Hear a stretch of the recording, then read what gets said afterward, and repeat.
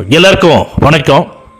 இந்த பதிவில் எதை பற்றி பார்க்க போகிறோம்னா, திமுக ஆளுங்கட்சி மேலேயும் சரி, ஆளுங்கட்சியில் இருக்கக்கூடிய அமைச்சர்கள் மேலேயும் சரி, ஏகப்பட்ட ஊழல் வழக்குகள், லஞ்சம் வாங்கிட்டா சொல்லி நிறைய செய்திகள் வந்ததை நம்ம பார்த்தோம்.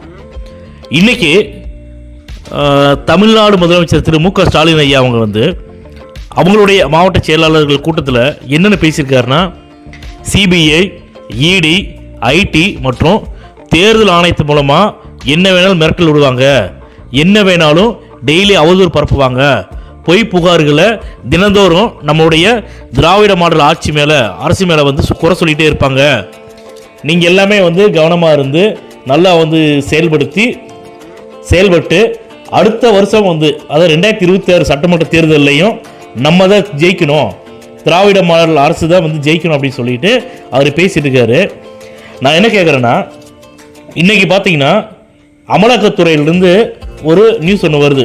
என்னன்னு, திரு நேரு ஐயா மேலே 1020 கோடி ரூபா லஞ்ச ஊழல் வாங்கியிருக்காங்க.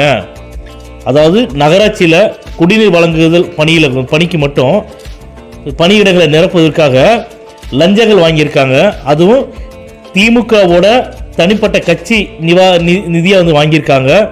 அதோட கொடுமை என்னன்னா, அவாலா பணமாக வாங்கியிருக்காங்க அப்படிங்கிற புகார்களோட அடிப்படையில் அமலாக்கத்துறை தமிழ்நாடு டிஜிபிக்கு 2வது தடவை கடிதம் அனுப்பிச்சிருக்காங்க.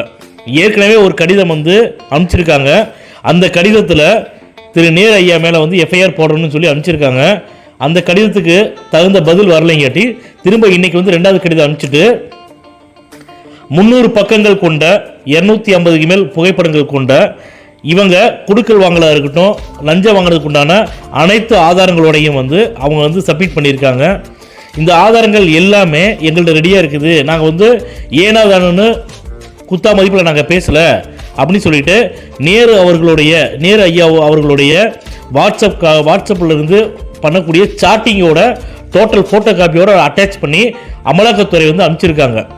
நான் என்ன கேட்குறேன்னா, நாங்கள் எந்த தவறும் பண்ணலை, திராவிட மாடல் அரசு மக்களுக்கு நல்ல சேவை செய்கிறாங்கன்னு சொல்லும்போது 1020 கோடி ரூபா ஊழல் எப்படி பண்ணினாங்க சொல்லுங்க மக்களை நீங்களே. அப்போ இன்னும் இந்த ஒரு டைம் வாய்ப்பு கொடுத்து அடுத்த 2026லையும் இவங்களுக்கு வாய்ப்பு கொடுத்துருமோன்னு வச்சுங்களேன், தமிழக மக்கள் இல்லை டெய்லி தினந்தோறும் பிச்சை எடுக்க வேண்டியதான் தட்டு வச்சுட்டு ரோட்டில். அந்த நிலைமைக்கு தள்ளப்பட்டுருவாங்க. மக்களே நல்லா உஷாராக இருங்க.